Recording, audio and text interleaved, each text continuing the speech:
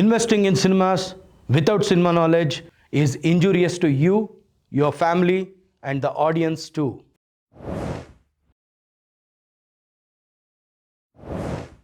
ಪ್ರಿಯ ವೀಕ್ಷಕರಿಗೆ ಈ ವಾರದ ಈ ಒಂದು ಸಂಚಿಕೆಗೆ ಸ್ವಾಗತ ಸುಸ್ವಾಗತ. ಈ ವಾರ ನಾವು ಏನು ಮಾತಾಡಕ್ಕೆ ಹೊರಟಿದ್ದೀವಿ ಅಂದರೆ, ಈ ಹಿಂದೆ ಒಂದು ಸುದ್ದಿ ಹರಿದಾಡ್ತಿತ್ತು. ಏನು ಅಂದರೆ, ಕನ್ನಡ ಚಿತ್ರಗಳಿಗೆ ಸಬ್ಸಿಡಿ ಕ್ಯಾನ್ಸಲ್ ಆಗೋಗುತ್ತೆ ಅನ್ನೋ ಒಂದು ಸುದ್ದಿ ಹರಿದಾಡ್ತಿತ್ತು. ಆ ಸುದ್ದಿಗೆ ಕರ್ನಾಟಕ ಘನ ರಾಜ್ಯ ಸರ್ಕಾರ ತೆರೆ ಎಳೆದಿದೆ.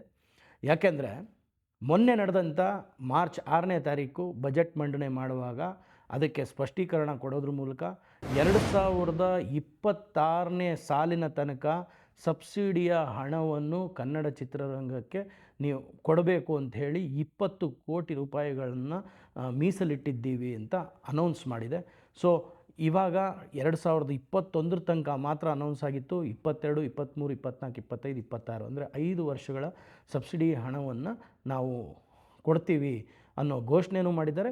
ಈಗ ಸದ್ಯಕ್ಕೆ 20 ಕೋಟಿ ರೂಪಾಯಿಗಳನ್ನು ಮೀಸಲಿಟ್ಟಿದ್ದಾರೆ. ಇದು ಒಂದು. ಈ ಬಜೆಟ್ನಲ್ಲಿ ನಮ್ಮ ಚಿತ್ರರಂಗಕ್ಕೆ ಏನೇನೆಲ್ಲ ಕೊಡುಗೆಗಳನ್ನು ಕೊಟ್ಟಿದ್ದಾರೆ ಅನ್ನೋದ್ರ ಬಗ್ಗೆ ಮಾತಾಡೋಣ. ಒಂದು, ಸಬ್ಸಿಡಿ 26ರವರೆಗೂ ಅಂದರೆ 2026ರವರೆಗೂ ಸಬ್ಸಿಡಿ ಕೊಡ್ತೀವಿ ಅನ್ನೋ ಘೋಷಣೆ ಆಗಿದೆ. ಜೊತೆಗೆ ಅದಕ್ಕೆ ಮೀಸಲಿಟ್ಟು ಹಣದ ಬಗ್ಗೆನೂ ಹೇಳಿದ್ದೀನಿ. ಇದಲ್ಲದೆ ಏನು ಅಂದರೆ, ಮೈಸೂರಿನಲ್ಲಿ ಒಂದು ಚಿತ್ರನಗರಿಯ ನಿರ್ಮಾಣಕ್ಕೆ ಚಾಲನೆಯನ್ನು ಸದ್ಯದಲ್ಲೇ ನೀಡ್ತೀವಿ ಅನ್ನೋದ್ರ ಬಗ್ಗೆನೂ ಘೋಷಣೆ ಆಗಿದೆ. ಸೊ ಚಿತ್ರರಂಗಕ್ಕೆ ಕನ್ನಡ ಚಿತ್ರರಂಗಕ್ಕೆ ಒಂದು ಸಿಹಿಯಾದ ಸುದ್ದಿ ಏನು ಅಂದರೆ, ನಮ್ಮದೇ ಆದಂಥ ಒಂದು ಚಿತ್ರನಗರಿ ಮೈಸೂರಿನಲ್ಲಿ ಸದ್ಯದಲ್ಲೇ ನಿರ್ಮಾಣಗೊಳ್ಳುತ್ತೆ ಅನ್ನೋ ಆಶ್ವಾಸನೆಯನ್ನು ಕರ್ನಾಟಕ ರಾಜ್ಯ ಸರ್ಕಾರ ನೀಡಿದೆ. ಮತ್ತು ಇನ್ನೊಂದು ಘೋಷಣೆಯನ್ನು ಮಾಡಿದೆ. ಏನು ಅಂತಂದರೆ, ಏಕಗವಾಕ್ಷಿ ಪೋರ್ಟಲ್ ಕನ್ನಡ ಚಲನಚಿತ್ರಕ್ಕೆ ಬೇಕಾದಂಥ ಪರ್ಮಿಷನ್ಸ್ ತೊಗೊಳಕ್ಕೆ. ಅಂದರೆ ಇದುವರೆ ತನಕ ನಾವು ಸೇವಾ ಸಿಂಧುನಲ್ಲಿ ಅಪ್ಲೈ ಮಾಡ್ತೀವಿ, ಸೇವಾ ಸಿಂಧುಗೆ ಹೋಗ್ತೀವಿ, ಅಲ್ಲಿ ಸಿನಿ ಸರ್ವಿಸಸ್ ಅಂತ. ಅಂದರೆ ಇದು ಕರ್ನಾಟಕ ರಾಜ್ಯ ಸರ್ಕಾರದ ಎಲ್ಲ ಒಂದು ಇದಕ್ಕೆ ಏನು ಅಪ್ಲಿಕೇಶನ್ಸ್ಗೆ ಒಂದೇ ಪೋರ್ಟಲ್ಲು ಸೇವಾ ಸಿಂಧು ಅಂತ ಇತ್ತು.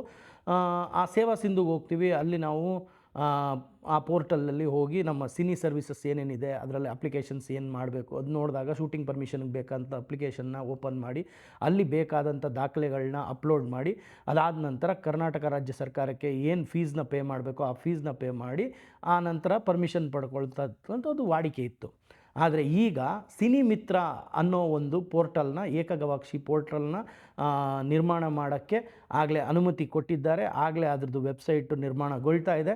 ಇನ್ನೇನು ಸದ್ಯದಲ್ಲೇ ಅದೂ ಚಾಲನೆ ಆಗುತ್ತೆ. ಅದರಲ್ಲಿ ಏನು ವಿಶೇಷತೆ ಅಂದರೆ, ಎಲ್ಲ ಶೂಟಿಂಗ್ ಪರ್ಮಿಷನಿಂದ ಹಿಡಿದು ಅದರಲ್ಲಿ ಪೊಲೀಸ್ ಪರ್ಮಿಷನ್ ಆಗಿರ್ಬೋದು, ಮತ್ತು ಜೊತೆಗೆ ಫಾರೆಸ್ಟ್ ಪರ್ಮಿಷನ್ ಆಗಿರ್ಬೋದು, ಎಲ್ಲ ಪ್ರತಿಯೊಂದು ಸಿನಿಮಾಗೆ ರಿಲೇಟೆಡ್ ಇರುವಂಥ ಒಂದು ಪರ್ಮಿಷನ್ಸ್ಗೆ ಆ ಒಂದು ಪೋರ್ಟಲ್ನ ಸೀಮಿತವಾಗಿಡ್ತಾರೆ. ಅದರಿಂದ ನಮಗೆ ಅನುಕೂಲನೂ ಆಗುತ್ತೆ. ಹೇಗೆ ಅಂದರೆ, ಸೇವಾ ಸಿಂಧುಗೆ ಹೋದಾಗ ಏನಾಗುತ್ತೆ ಅಂದರೆ, ಗೌರ್ಮೆಂಟ್ ಪೋರ್ಟಲ್ಲು ಎಲ್ಲ ಅಪ್ಲಿಕೇಶನ್ಸ್ ಆಗ್ತಾ ಇರಬೇಕಾದ್ರೆ ನಮ್ಮ ಸರ್ವರು ಸ್ವಲ್ಪ ನಿಧಾನಗತಿಯಲ್ಲಿ ನಡೆಯೋದು, ನಮಗೆ ಆ ತಕ್ಷಣಕ್ಕೆ ಸಿನಿಮಾ ಪರ್ಮಿಷನ್ ಸಿಗದಲೇ 1-2 ದಿನ ಡಿಲೇ ಆಗೋದು, ಇದೆಲ್ಲ ಆಗ್ತಿತ್ತು.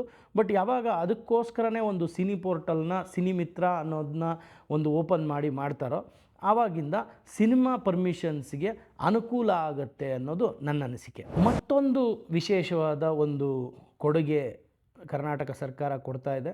ಏನು ಅಂತಂದರೆ, ನಮ್ಮ ದಂತಕಥೆಯಾದಂಥ ದಿವಂಗತ ಪುಟ್ಟಣ್ಣ ಕಣಗಾಲ್ ಅವರ ಮನೆ, ಆ ಮನೆ ತುಂಬ ದುಸ್ಥಿತಿಯಲ್ಲಿತ್ತು. ಆ ಮನೆಯನ್ನು ಈಗ ಒಂದು ಮ್ಯೂಸಿಯಮ್ ಆಗಿ ಕನ್ವರ್ಟ್ ಮಾಡ್ತೀವಿ ಅಂತ ಘೋಷಣೆ ಮಾಡಿದ್ದಾರೆ.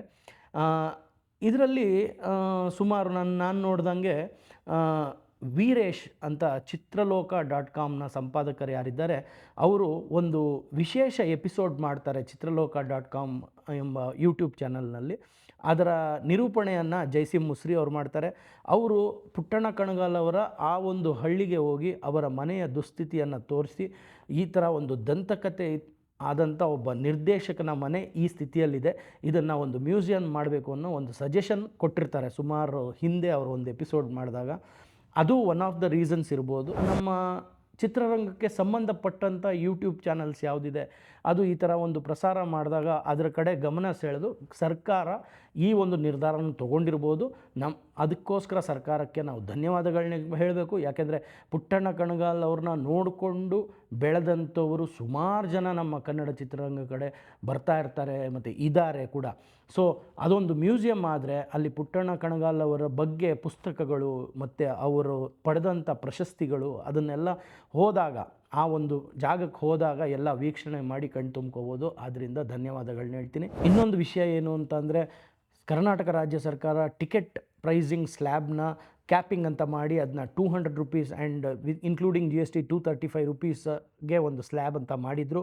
ಬಟ್ ಅದು ಇವಾಗ ಆ ಒಂದು ಪ್ರಕರಣ ನ್ಯಾಯಾಲಯದಲ್ಲಿದೆ. ಯಾಕೆಂದರೆ ಅದನ್ನ ಬಿಸ್ನೆಸ್ ಪಾಯಿಂಟ್ ಆಫ್ ವ್ಯೂ ಅಲ್ಲಿ ಕೆಲವರು ಚಾಲೆಂಜ್ ಮಾಡಿ ಹೋಗಿದ್ದಾರೆ. ಸೊ ಅದು ಒಂದು ಟಿಕೆಟ್ ಕ್ಯಾಪಿಂಗ್ ವಿಷಯನೂ ಆದರೆ ಕನ್ನಡ ಚಿತ್ರರಂಗಕ್ಕೆ ಉಪಯುಕ್ತವಾಗುತ್ತೆ ಅಂತ ಹೇಳಿ. ಕರ್ನಾಟಕ ರಾಜ್ಯ ಸರ್ಕಾರ ಇನ್ನೊಂದು ಸುದ್ದಿಯನ್ನು ಕೂಡ ಅಂದರೆ ಘೋಷಣೆ ಮಾಡಿದೆ. ಏನು ಅಂತಂದರೆ, ಒಂದು ಪ್ರವಾಸಿ ತಾಣಗಳನ್ನ, ಕರ್ನಾಟಕದ ಪ್ರವಾಸಿ ತಾಣಗಳನ್ನ ಒಳಗೂಡಿಸಿ ಒಂದು ಆ್ಯಪ್ನ ಮಾಡೋಕ್ಕೆ ಹೊರಟಿದೆ. ಏನು ಅಂತಂದರೆ ಫಿಲಮ್ ಲೊಕೇಶನ್ ಡಿಜಿಟಲ್ ಆ್ಯಪ್ ಅಂತ ಮಾಡೋಕ್ಕೆ ಹೊರಟಿದೆ. ಅದಕ್ಕೋಸ್ಕರ 1 ಕೋಟಿ ಹಣವನ್ನು ಮೀಸಲಿಟ್ಟು ಆ ಆ್ಯಪ್ನ ಆಗಲೇ ಡೆವಲಪ್ ಮಾಡೋಕ್ಕೆ ಶುರು ಮಾಡಿದ್ದಾರೆ. ಇದರಿಂದ ಏನಾಗುತ್ತೆ ಅಂತಂದರೆ, ನಿರ್ಮಾಪಕರಿಗಾಗಿರ್ಬೋದು, ನಿರ್ದೇಶಕರಿಗಾಗಿರ್ಬೋದು ಆ ಆ್ಯಪ್ನ ಮೂಲಕ ಲೊಕೇಶನ್ ಹಂಟ್ ಅಥವಾ ಲೊಕೇಶನ್ ಸ್ಕೌಟಿಂಗ್ಗೆ ತುಂಬಾ ಹೆಲ್ಪ್ ಆಗುತ್ತೆ ಅಂತ ನನಗನ್ಸುತ್ತೆ. ಹೆಸರುಘಟ್ಟಲ್ಲಿರುವಂಥ ಸರ್ಕಾರಿ ಚಲನಚಿತ್ರ ಹಾಗೂ ದೂರದರ್ಶನ ತರಬೇತಿ ಕೇಂದ್ರ ಏನಿದೆ, ಅಲ್ಲಿ ಸೌಂಡ್ ರೆಕಾರ್ಡಿಂಗ್ ಆ್ಯಂಡ್ ಇಂಜಿನಿಯರಿಂಗ್ ಮತ್ತು ಸಿನಿಮಾಟೋಗ್ರಾಫಿಯ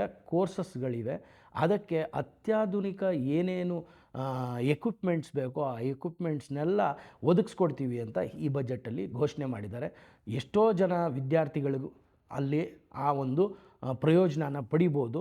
ಇದು ಒಂದು ಒಳ್ಳೆ ಒಂದು ಘೋಷಣೆ ಮಾಡಿದ್ದಾರೆ. ಮತ್ತು ಈ ಘೋಷಣೆಗಳೆಲ್ಲ ಏನು, ಈ 6 ಘೋಷಣೆಗಳ ಬಗ್ಗೆ ನಾನು ಏನು ಹೇಳಿದೆ, ಈ ಘೋಷಣೆಗಳೆಲ್ಲ ಜಾರಿಗೆ ಬಂದು ನಮ್ಮ ಕನ್ನಡ ಚಿತ್ರರಂಗಕ್ಕೆ ಒಂದು ಉಪಯುಕ್ತವಾದ ವಾತಾವರಣವನ್ನು ಮಾಡಿಕೊಡ್ತಾರೆ ಅಂತ ಆಶಿಸುತ್ತಾ, ಕರ್ನಾಟಕದ ಮಾನ್ಯ ಮುಖ್ಯಮಂತ್ರಿಗಳಾದ ಸಿದ್ದರಾಮಯ್ಯ ಅವರಿಗೆ ಮತ್ತು ಮಾನ್ಯ ಉಪಮುಖ್ಯಮಂತ್ರಿಗಳಾದ DK ಶಿವಕುಮಾರ್ ಅವರಿಗೆ ನನ್ನ ಚಿತ್ರರಂಗದ ಪರವಾಗಿ ನಾನು ಧನ್ಯವಾದಗಳನ್ನ ಅರ್ಪಿಸ್ತೀನಿ.